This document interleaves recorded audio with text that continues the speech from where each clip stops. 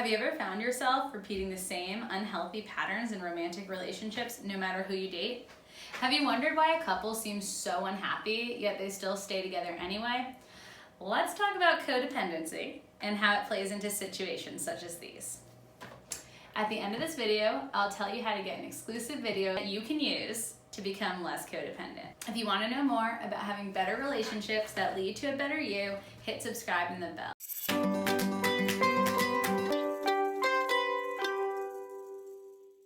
I'm Amanda Pasciucco. I'm a marriage and family therapist and a certified sex therapist. I've helped many people mend their relationships. By the end of this video, you will learn how to recognize signs of codependency in your relationships and how to avoid it. So what is codependency? People's misconception of what codependency is that it has something to do with one person being needy or desperately attached. But the truth is, codependency is an imbalance within a relationship where one person gives more in the relationship than the other, further perpetuating the other's negative patterns. A common example is an alcoholic person married to a codependent partner. The codependent partner gives and gives to help the alcoholic partner, but the codependent behaviors perpetuate the alcoholic to continue drinking.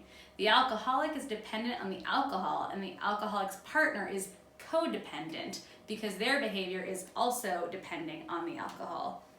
To continue with our example, we'll call the alcoholic partner the taker, and then the spouse of this partner, the codependent partner, the giver. Common questions that I get asked are, how do givers even become givers? Well, the giver is the person who's often more altruistic, readily sacrificing, and forgiving. Usually the giver feels it's their responsibility to nurture and support their partner. The research actually shows that emotional abuse and neglect puts people at risk for becoming the giver. If you grew up with a difficult, unreliable, unavailable parent, a child may take on the role of taking care of their parent instead of the parent taking care of them. The parent may be narcissistic, demanding their child to push down the child's emotional needs and do what the parent wants. These children disregard their own needs to focus on the needs of their parent first. By catering to their parents' needs, the child learns to establish a loving connection by taking care of another person. I know this material is kind of dense, but do you agree that this is a viable theory for how givers develop?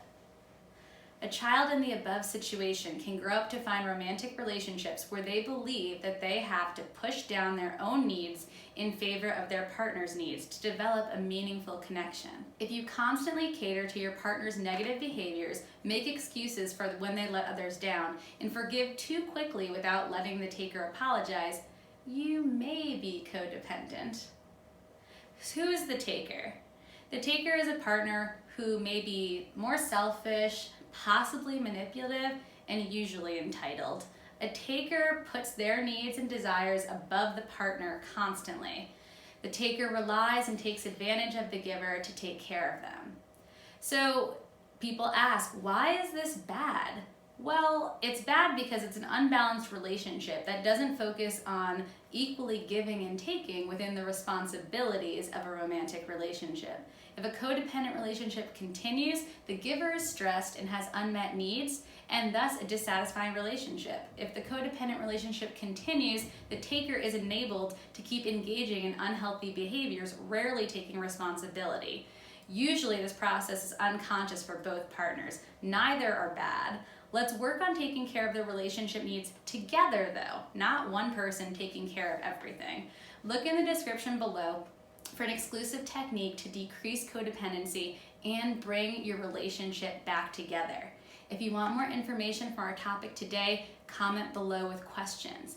If you like the video, click like, subscribe for more videos, and hit the bell. You can of course catch me on Facebook, Twitter, and Instagram at The Sex Healer. I release a new video every Wednesday, 9 a.m. Eastern Standard Time. Thanks for watching.